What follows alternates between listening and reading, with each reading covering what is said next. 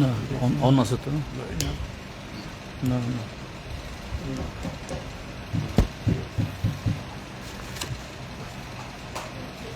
সাংবাদিক বন্ধুদের সিপিএম রাজ্য কমিটির তরফ থেকে শুভেচ্ছা জানাচ্ছি। আজকে আপনাদেরকে এই বেলায় ডাকতে হয়েছে। আমি প্রথমত, আপনারা জানেন আমাদের পার্টির তরফ থেকে এবং আরেকটা রাজনৈতিক দল জাতীয় কংগ্রেসের তরফ থেকে এই চলতি ত্রিস্তর পঞ্চায়েত নির্বাচনে যে ধরনের হামলা হুজ্জতি এবং মনোনয়নপত্র জমা দিতে বাধা প্রদান, আরও নানাভাবে যে সন্ত্রাসের বাতাবরণ শুরু থেকে শুরু হয়েছে, এটা প্রতিকারে এবং যারা ইচ্ছুক প্রার্থীরা তারা যাতে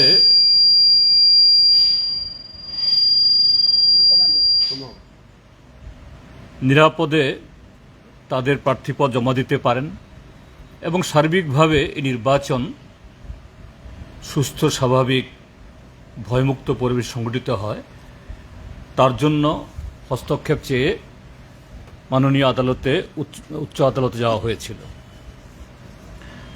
আজকে শুনানি হয়েছে এবং আজকেই যে এই বেঞ্চ রিট পিটিশন শুনে রায় দিয়েছেন। এটা খুব লম্বা রায় না হলেও একেবারে ছোট্ট রায় না।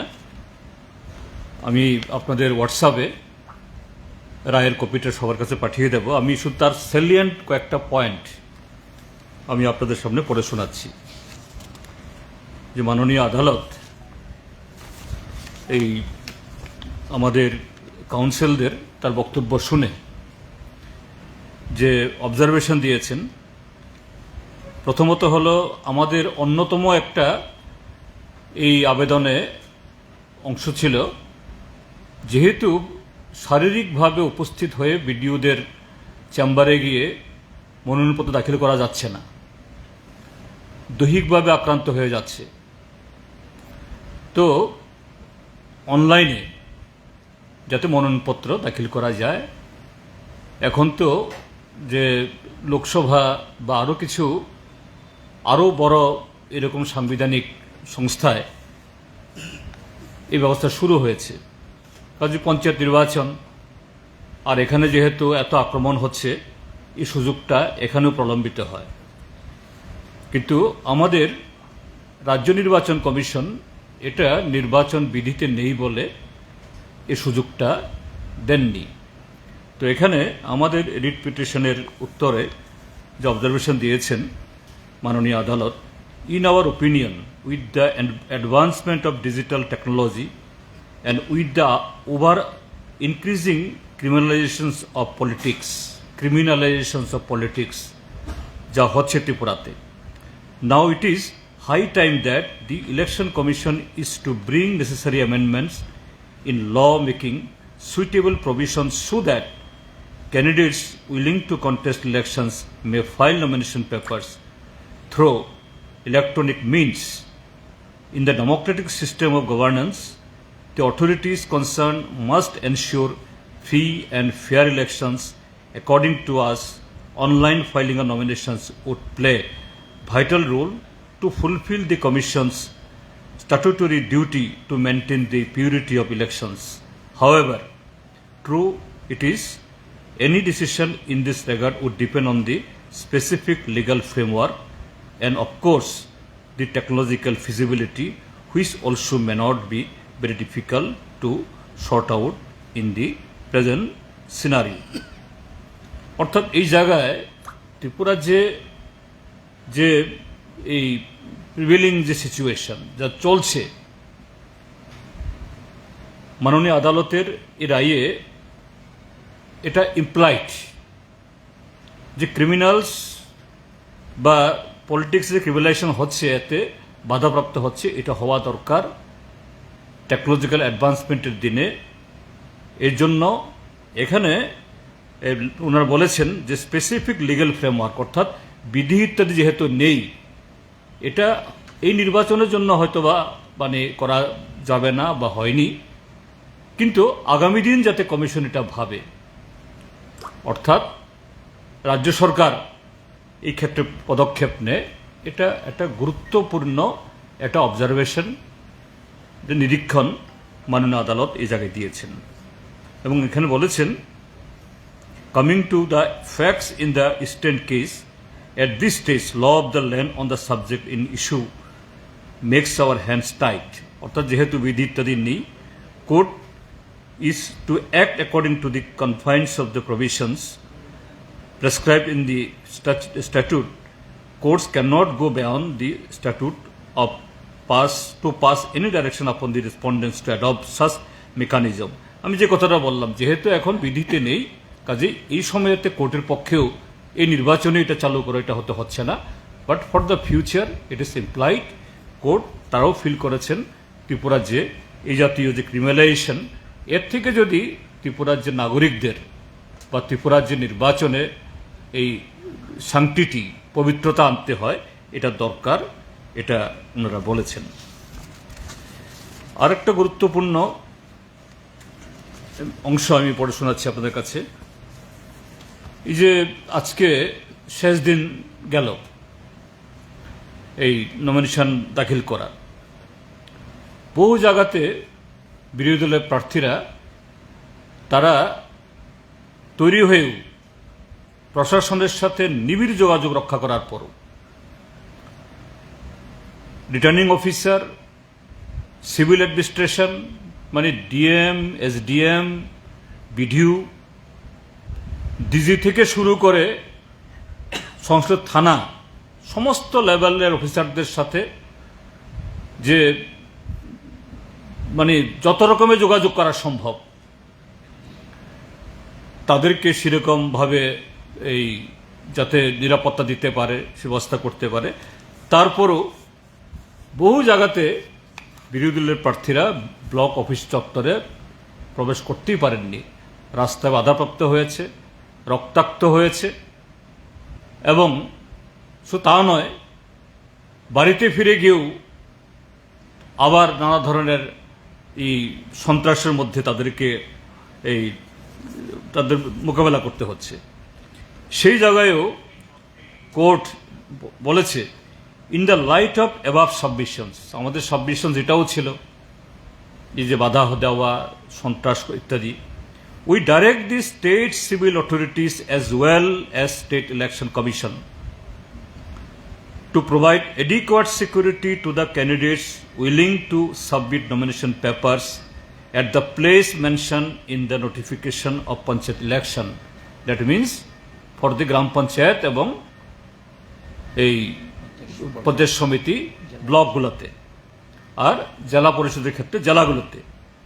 In furtherance thereof the state civil authorities shall also ensure the conduct of free and fair panchayat elections in the state of Tripura. কিন্তু অতি দুর্ভাগ্যের সাথে আমরা বলতে বাধ্য হচ্ছি যে কোর্ট, মাননীয় আদালত, তারা এইভাবে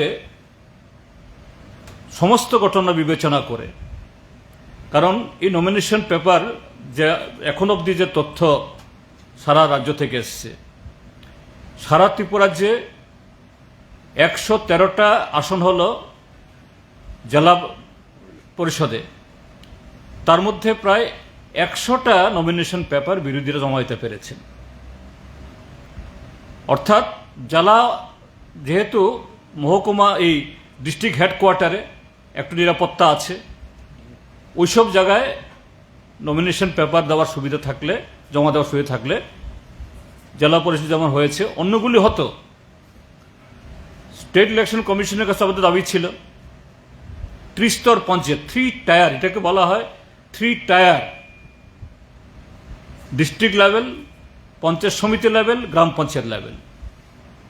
তাইলে 3 টায়ারের যে কোনো টায়ারের অফিসে তার নমিনেশন পেপার জমা দেওয়া, এর জন্য আলাদা রুলস লাগে না।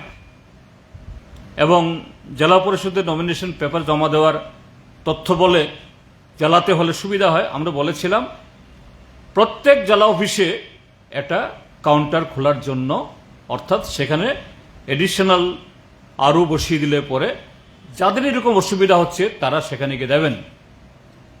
কিন্তু কমিশন আমাদের বক্তব্য শুনেননি, আমাদের কথা রাখেননি। কমিশন পুলিশকে নির্দেশ দিয়েছে পুলিশ যারা নির্বাচনে দাঁড়াতে চান তাদেরকে পর্যাপ্ত সিকিউরিটি দেওয়ার জন্য, এবং কোর্টও আজকে সে কথাটাই বলেছেন। কিন্তু আজকের যে ঘটনা আমি বলবো যে কি ধরনের মকারি, কি ধরনের তামাশা আজকে ত্রিপুরাজ্যের মধ্যে চলছে। ডাক্তার মানিক সাহা তিনি লম্বা চড়া কথা বলেন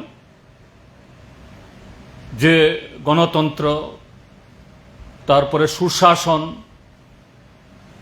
এবং শুনেছি আজকে সকালবেলা নাকি পশ্চিম ত্রিপুরা জেলার মনোনয়নে তিনি নিজেও এই মিছিলে অংশগ্রহণ করে তাদের প্রার্থীদের কর্মীদের উৎসাহিত করেছেন। এতে অন্যায় কিছু নেই। তিনি একজন মুখ্যমন্ত্রী না, একটা রাজনৈতিক দলের নেতা হিসাবে তিনি এটা করেছেন। নিশ্চয়ই এটা দলকে উৎসাহিত করার জন্য প্রত্যেক দলের নেতৃত্ব এটা করে থাকেন, তিনিও করেছেন।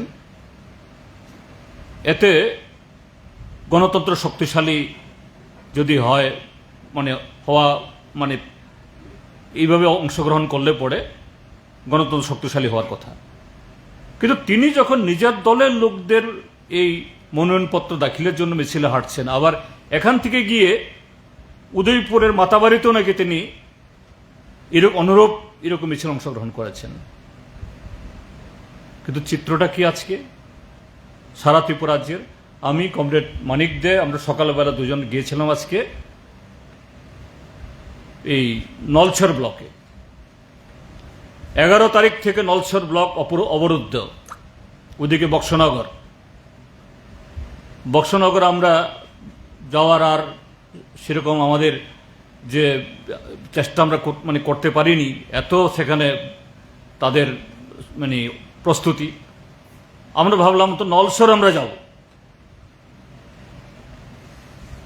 পুলিশের আইজি, নির্বাচন কমিশন, সিপাহী জেলার জেলা শাসক, সিপাহী জেলার এসপি, আরও নিচুতলায় তো আছেই, তাদেরকে জানিয়ে এদিকে পুলিশের এডিজি সহ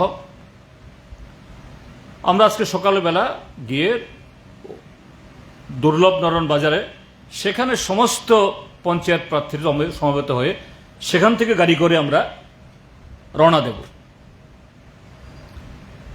আমাদের প্রার্থীরা অনেক মহিলা, প্রায় অর্ধেক মহিলা, বেশি মহিলা, সবাই এসছেন, ফর্ম ফিল আপ করেছেন।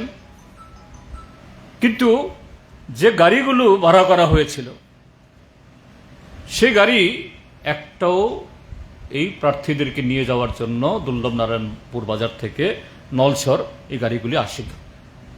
আমি আপনাদের শোনাবো যে কিভাবে এই গাড়িগুলোকে বাধা দেওয়া হয়েছে। বিজেপির সহযোগী শ্রমিক সংগঠন বিএমএস, আমি তার একটা ভিডিও ক্লিপ আমি শুনি আপনাদেরকে। দেখুন, বলছেন আমার বিএমএস এর সকল ভাইয়েরা, একটা বিশেষ গুরুত্বপূর্ণ বিষয় নিয়ে আজকে আমি আসলাম। আগামীকালকে কংগ্রেস সিপিএম মিলে আগামীকালকে নলছর বিধানসভা কেন্দ্রে আমাদের বিএমএস এর পক্ষ থেকে 20-25টা গাড়ি নেওয়ার চিন্তা ভাবনা নিল তারা। আমার বক্তব্যটা হলো, কালকে আমরা সিপিএম দেরকে একটি গাড়িও দেব না, ওদেরকে আমরা গাড়ি দেব না। আর যে আমাদের বিএমএস এর আন্ডারে আছে ওই গাড়িগুলোর উদ্দেশ্যে বলছি, আপনারা কেউ ওদেরকে গাড়ি দেবেন না। আগে আমাদের সঙ্গে যোগাযোগ করবেন। আপনারা কেউ গাড়ি দেবেন না, আর যদি কেউ গাড়ি দেন ক্ষতিগ্রস্ত হলে আমাদের কোনো দায়প্রাপ্ত হবে না। ধন্যবাদ। এই হলো শুধু তা নয়, নলছর ব্লক এটা বিশ্রামগঞ্জ থেকে গেলে পরে পদ্মনগর, তারপরে নলছর বৈরাগী দোকান, বৈরাগী বাজার, তারপর এই নলছর বাজার যাওয়ার আগে ডান দিকে যেতে হয় অল্প রাস্তা। আমরা দুজন রওনা দিয়েছি এখান থেকে। আমরা বিশ্রামগঞ্জের কাছে গিয়ে শুনলাম পদ্মনগর বাজারে, এই পদ্মনগরে রাস্তা রক্ষু, ওদিক থেকে গাড়িগুলি পাস দিচ্ছে, কিন্তু এদিক থেকে গাড়ি দেখে দেখে পাস দিচ্ছে। আমাদের গাড়ি গেলে আমাদেরকে আটকাবে। তো আমরা যদি যেতাম, সেখানে প্রথমে আমাদের সাথে ক্ল্যাশ হবে। আমরা বলি না, তাহলে তো আমাদের উদ্দেশ্য সফল হবে না। আমরা গাড়ি ঘুরিয়ে টকসাপাড়া দিয়ে আমরা চলে গেলাম এই দুর্লভনারায়ণ বাজারে। কিন্তু ওখানে গিয়ে দেখি লোক এসছে, কয়েকশো লোক। আপনি শুনলেন বিএমএস নেতার মুখ দিয়ে 20-25টি গাড়িকে অ্যাডভান্স টাকা দেওয়া হয়েছে, অগ্রিম টাকা দেওয়া হয়েছে। সবাই বলছেন আমরা তো যেতে পারবো না, টাকা ফেরত নিয়ে নিই। সেখান থেকে আমরা জেলা শাসকের কথা বললাম,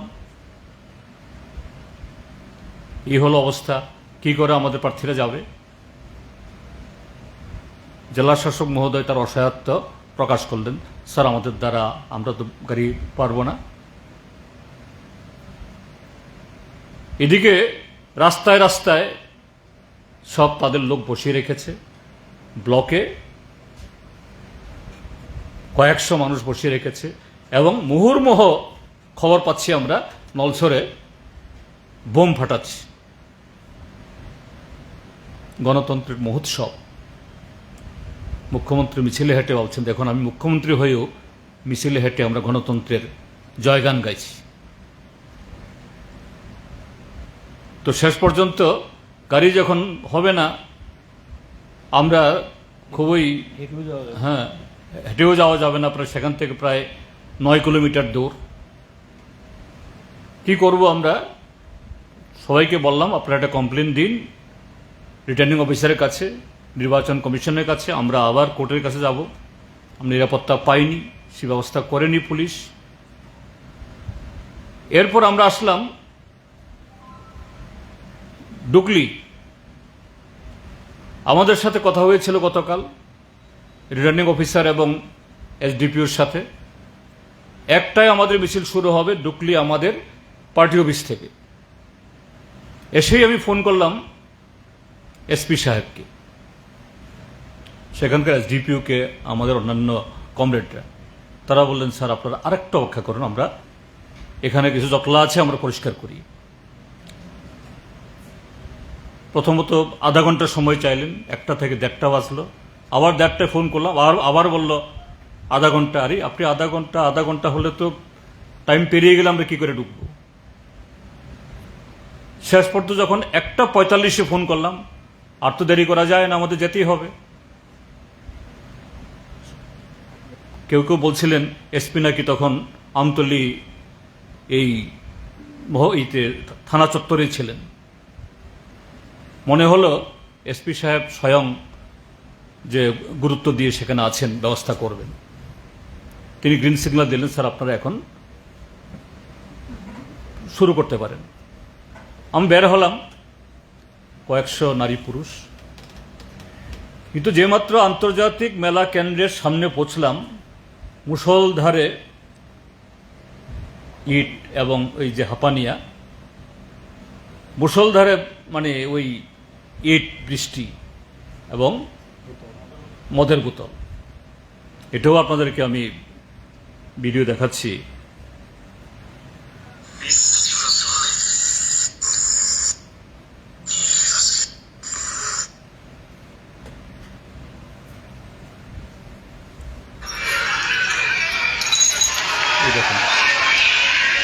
রাজপথ, এটা কোনো গলিপথ নয়, কোনো জঙ্গল নয়। এবং দেখছেন পুলিশের কোনো মানে কমতি নেই, শত শত পুলিশ, শত শত police, CRPF, BSF, TSR, Tripura police, মহিলা পুলিশ। হয়তো পুলিশ বলবেন আমরা তো পর্যাপ্ত পুলিশ রেখেছি, হ্যাঁ ঠিক, আমরাও বলছি, তার কোনটা নেই? কোনো দায়িত্বশীল পুলিশ অফিসার নেই এই সমস্ত সমাজদ্রোহীদেরকে আটকানোর জন্য, প্রয়োজনীয় নির্দেশিকা দেওয়ার জন্য, তাদেরকে সেখান থেকে হটিয়ে দিতে। এবং যারা আটকালো আমাদেরকে এই হাঁপানিয়াতে, শুধু সেখানে না, এর সামনে গিয়ে অনুকূল ঠাকুরের একটা মন্দির আছে সেখানে, তারপরে এই ওএনজিসি, তারপরে ব্লকে ঢোকার সামনে, সব জায়গায় সকাল থেকেই ইট পাটকেল লাঠি সোটা নিয়ে সেখানে প্রায় ওরা বসে আছে। তো পুলিশ তো ছিল, পুলিশ নেই তা নয়, কিন্তু কি নেই? যে প্রশাসনের, রাজ্য সরকারের সুস্থ নির্বাচন করার জন্য সেই ইচ্ছা নেই। এবং ডক্টর মানিক সাহা যিনি লম্বাচড়া কথা বলেন, তার কথার সাথে এই হলো কাজ। আর ত্রিপুরাজ্যের পুলিশের মহামান্য মহানির্দেশক, আপনি সেদিন শুনেছেন, আমাদের প্রতিনিধিরা গিয়েছিলেন, বলছেন নির্বাচন কমিশন থেকে আমার কাছে কোনো নির্দেশিকা নেই। যাই হোক, নির্বাচন কমিশন নির্দেশিকা এটাও সত্য বলেছেন। নির্বাচন কমিশন আমরা যে কত তারিখ গেছিলাম, প্রথম 13 তারিখ, সেদিনে চিঠি দিয়েছেন। তারপর ওনার কাছে ডেপুটেশনে যাওয়ার পর আবার চিঠি দিয়েছেন। প্রয়োজনে সে চিঠিগুলোও দেখাতে পারবো আপনাদেরকে। সুনির্দিষ্টভাবে কোন রাজনৈতিক দল বা প্রার্থী যদি সেরকম নিরাপত্তা বিঘ্নিত হবে মনে করে, সব রকম ব্যবস্থা করার জন্য নির্বাচন কমিশন নির্দেশিকা দিয়েছেন, তাদেরকে যাতে এসকর্ট করে নিয়ে যায় এবং দিয়ে যায়। কিন্তু আমাদের বক্তব্য হলো, নির্বাচন কমিশন যদি নির্দেশিকা না দিয়েও থাকে, পুলিশের দায়িত্ব কি? এটা কি নির্বাচন, কি নির্বাচন না? নাগরিকদের অধিকার যদি কোথাও বাধাপ্রাপ্ত হয়, তার সাংবিধানিক অধিকার যদি ক্ষুণ্ণ হয়, তার জন্য কোনো ধারা লাগে না। এটা পুলিশের নৈতিক দায়িত্ব সেই নাগরিকের সে অধিকার সুরক্ষিত করা জন্য দাঁড়ানো। আর আমাদের ডিজি সাহেব কথা বলছেন, এবং আজকে আমরা প্রত্যক্ষ করলাম কিভাবে মদের বোতল, ইট পাটকেল মারছে। আমাদের প্রাক্তন সাংসদ জন্না দাস বৈদ্য এই ইটের আঘাতে ঘায়েল হয়েছেন, আরো অনেক কর্মী এবং 2-3 জন সাধারণ পুলিশ কনস্টেবল, তারাও বেচারারা দাঁড়াতে হবে, কিন্তু অফিসাররা কেউ নেই, কোনো নির্দেশিকা দেওয়ার নেই। এখানে ঘটনা হয়েছে, কুমারঘাটেও এরকম ঘটনা হয়েছে। আমাদের বাকি প্রার্থীরা আজকে যাচ্ছিলেন তাদের কাগজপত্র কেড়ে নিয়ে, যদিও সেখানে প্রতিরোধ হয়েছে, পুলিশ নাকি এটা উদ্ধার করে আবার এদের দিয়েছেন। কিন্তু বহু জায়গায় এরকম, এই তেলিয়ামোড়াতে আমাদের প্রার্থী ঢুকতে পারেনি, বামুটিয়া ঢুকতে পারেনি, গ্রীষ্মমুখ থেকে বের করে দিয়েছে। তাছাড়া বামুটিয়া, মোহনপুর, জেরানিয়া, ওল আগরতলা, তেপানিয়া, কল্যাণপুর তো হয়নি। দুর্গা চমনি তো সেদিনই 12 তারিখে দ্বিতীয় দিন আমি নিজে ছিলাম। এবং কংগ্রেসের নেতা সুদীপ রায় বর্মন নেতৃত্বে আজকে প্রায় একই সময়ে সম্ভবত উদয়পুরের তেপানিয়াতে, যে মহকুমাতে ওই সময়তে মাননীয় মুখ্যমন্ত্রী মাতাবাড়ির মিছিলে ছিলেন, সেই তেপানিয়াতে ঢোকার মুখে সেখানে এরকম ইট বৃষ্টির সম্মুখীন হয়েছেন।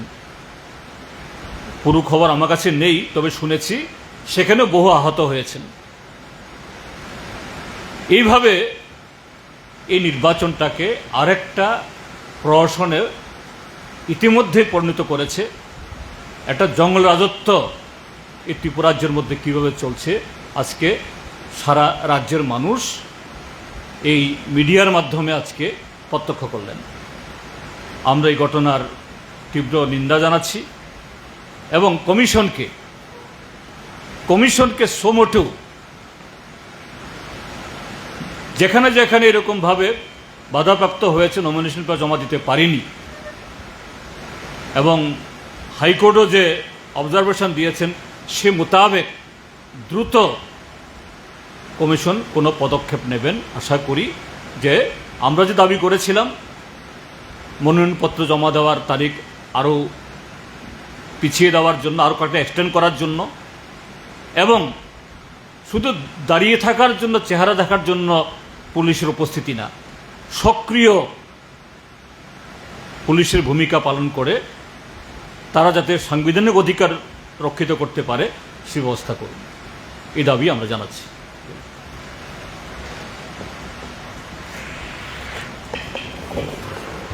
সবটা বলেছে, আমি শুধু আজকে নলছড়ে আরেকটা কাণ্ড করেছি যেটা লজ্জাস্কর। রেগার ওয়ার্কার যারা, তাদেরকে বলেছে সকালে কাজে আসো। নলছড় ব্লকের আশপাশের যে পঞ্চায়েতগুলো সই করার পর তাদেরকে নিয়ে রাস্তায় বসিয়ে দিয়েছে। যেই রাস্তাগুলি দিয়ে সম্ভাব্য রাস্তা দিয়ে আমরা যেতে পারি ব্লকে, এগুলি অবরোধ করে তাদেরকে বসিয়ে দিয়েছে। এগুলো রেগার ওয়ার্ক নিয়ে গেছে, সই করিয়ে তারপর বসিয়ে দিয়েছে। এবং এখানে তারপরও কিন্তু আমরা যেতাম ব্লকে, কিন্তু পরিস্থিতির যেই জায়গায় ব্লাডশেড হতো।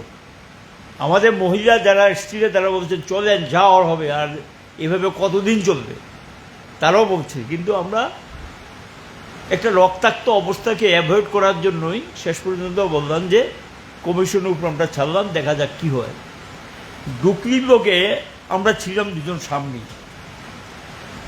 মজার ঘটনা যখন বলছে রাস্তা পরিষ্কার এবং ওই যে বলবো ফোর্স টোর্স সব ঠিক আছে, কত আমরা বোধ 150 মিটার পার্টি অফিস থেকে বেরিয়ে এগিয়ে গেছি। রাস্তার দুই দিক থেকে ঢিল পাটকেলার এত বোতল কল্পনাই করা যায় না। এখন গিয়ে দেখতে পারবেন রাস্তা ভর্তি, সব ছুঁড়ে মারতেছে। তা আমরা দাঁড়িয়ে গেলাম, ইনজুর কয়েকজন রাস্তাতে পড়ে গেছে। এই অবস্থার মধ্যে পুলিশকে আমরা বললাম যে রাস্তাটা ক্লিয়ার করেন, আমরা যাব সামনের দিকে। একজন পুলিশের অফিসার, সম্ভবত তিনি, কি র্যাঙ্কে আমি বলতে পারবো না, উনি এসে বলছে আমাকে, এবং আমরা পার্টি সেক্রেটারি বলছে আপনারা সামনের দিকে এগিয়ে যান স্যার, সামনের দিকে এগিয়ে যান। অদ্ভুত ঘটনা, ইট বৃষ্টি হচ্ছে, বোতল ছুঁড়ে মারছে, সামনের দিকে আসেন, সামনের দিকে আসেন। মানে আমার মনে হয় চাইছিলেন আরও কিছু লোক ইনজুর্ড হোক বা কেউ মারা যাক, বোধ এইটাই চাইছিলেন না, আমার মনে হয় যেটা আর কি। আমরা বললাম না, অদ্ভুত ঘটনা, আপনি বলছেন অথচ আপনার চোখের সামনে ঢিল মারছে এবং রাস্তার উপরে দাঁড়িয়ে আছে, তাদেরকে পরিষ্কার করেন, তাদেরকে ক্লিয়ার করাবো। আমরা দাঁড়ালাম, আমরা সামনের দিকে এগিয়ে যেতে চাই। আমরা এখানে দাঁড়িয়েছিলাম অনেকক্ষণ, রাস্তার মুখে অনেকক্ষণ দাঁড়িয়েছিলাম, কোথায় কিচ্ছু ক্লিয়ার করবেন না, এরা ঢিল পাটকেল চালিয়ে। শেষ পর্যন্ত বাধ্যই আমাদের পার্টি অফিসে আবার আমাদের যেতে হয়েছে। এর থেকে পরিষ্কার প্রশাসনের উচ্চ মহলের কোনো সিদ্ধান্ত যদি না থাকে, নির্দেশিকা যদি না থাকে, এই ভূমিকা পুলিশের আপনারা দেখলে বুঝতে পারতেন। সিআরপিএফ ছিল, টিএসআর ছিল এবং বেশ কয়েকজন সাব ইন্সপেক্টর র্যাঙ্কের লোকও ছিল, কিন্তু কোনো ভূমিকা নেই, চুপচাপ দাঁড়িয়ে দিয়েছিল। এবং তারাও 2-3 জন কিন্তু ইনজুর্ড হয়েছে, আমাদের মহিলা এবং বেশ কয়েকজন ইনজুর্ড হয়েছে। এই যদি প্রশাসনের চেহারা হয়, এখানে অরাজকতা চলছে, যে বলেছে জঙ্গলের রাজত্ব, এই জঙ্গলের রাজত্ব চলছে। আমরা শুধু বলবো মানুষের একটা সহ্যের সীমা আছে। যেই জায়গায় ত্রিপুরাকে নিয়ে যাচ্ছেন, মানুষ একদিন কিন্তু ঘুরে দাঁড়াবে, তখন কিন্তু পার পাবে না। দেখলেন তো পশ্চিমবাংলায় মাঝে মধ্যে মানুষ কিন্তু এখন সহ্য করতে করতে, এই ধরনের ইলেকশনে সন্ত্রাস করতে করতে এমন জায়গায় গেছে, কোথাও কোথাও কিন্তু মানুষ প্রতিরোধে দাঁড়িয়ে সেখানে পাল্টা ব্যবস্থা নিচ্ছে। এবং এরা এগুলো কিন্তু যেই দিকে ত্রিপুরাকে ঠেলে দিচ্ছে, কারণ মানুষ গ্রাম স্তরের নির্বাচন যে দৃষ্টান্ত তারা রাখলেন, আগে 2019-এর দৃষ্টান্ত গোটা ভারতবর্ষের কাছে ত্রিপুরাকে লজ্জিত করেছেন। সারা ভারতবর্ষে আমরা গেলে বলে এটা কোন রাজ্য, 96% এখানে আনকন্টেস্টেড জিতে, একবার হাসির খোরাক করে দিয়েছেন 2019 সালে। এবারও একই পদ্ধতি নিয়েছেন। সারা রাজ্যে আমাদের যারা ছিলেন তারা লড়াই করেছেন, সাহসের সঙ্গে এগিয়ে এসছেন, এবং এই কারণে কিছু নমিনেশন 2019-এর চেয়ে আমরা বেশি দিতে পেরেছি, এটা আমরা অস্বীকার করছি না। কিন্তু এটাতে প্রশাসনের কোনো ইয়ে নেই, কিন্তু এটা মূলত মুখ্য ভূমিকা হলো যারা দাঁড়িয়েছেন তারা বলে যাই হোক, যা হওয়ার হবে। এবং অনেক জায়গাতে রক্তাক্ত হয়েছেন, ক্ষতিগ্রস্ত হয়েছেন, বাড়ি ছাড়া হয়েছেন, পেশা বন্ধ করে দিয়েছেন, যে পেশায় কাজ করতেন সেখানে যেতে দিচ্ছেন না। এত কিছুকে উপেক্ষা করে কিন্তু নির্বাচনে প্রার্থী হয়েছে, এটা একটা লক্ষণীয় দিক। এবার নির্বাচনের একটা বৈশিষ্ট্য এবং লক্ষণীয় দিক, মানুষ একটা দারুণ সাহসের পরিচয় দিয়েছে। এবং আগামী দিনে তারা যা করেছেন এই রাজ্যের মানুষ তাদেরকে উপযুক্ত জবাব দেবেন, এটা আমাদের দৃঢ় বিশ্বাস। মানুষের দেয়ালে পিঠ থেকে যাচ্ছে, আর পিছানোর জায়গা নেই, এই জায়গায় নিয়ে যাচ্ছে তারা রাজ্যটাকে। এবং বিজেপি সারা দেশের থেকে শিক্ষা নেয়নি, এ রাজ্য শিক্ষা নেয়নি, এটাই তাদের পথ, এই রাস্তায় তারা বেছে নিয়েছেন। এবং এই পথ যারা আটকিয়েছেন গোটা রাজ্যে নমিনেশন দেওয়ার জন্য, সেই পথ মানুষই পরিষ্কার করবেন। এবং আমাদের বিশ্বাস, আস্থা মানুষের প্রতি আছে, এবং এই বিশ্বাস রাস্তা রেখে আমরা চলছি, ও রাস্তায় আমাদের পথ দেখায়, এবং সেই রাস্তা দিয়ে আমরা সামনের দিকে এগিয়ে যাই। এটা হল। এবং এই রাজ্যে এই অবস্থার মধ্যে যারা নমিনেশন জমা দিয়েছে আক্রান্ত রক্তাক্ত হয়ে, আমরা তাদেরকে অভিনন্দিত করছি। দুর্দান্ত সাহসের সঙ্গে এটা করেছেন, তারা তাদেরকে অভিনন্দিত করছি।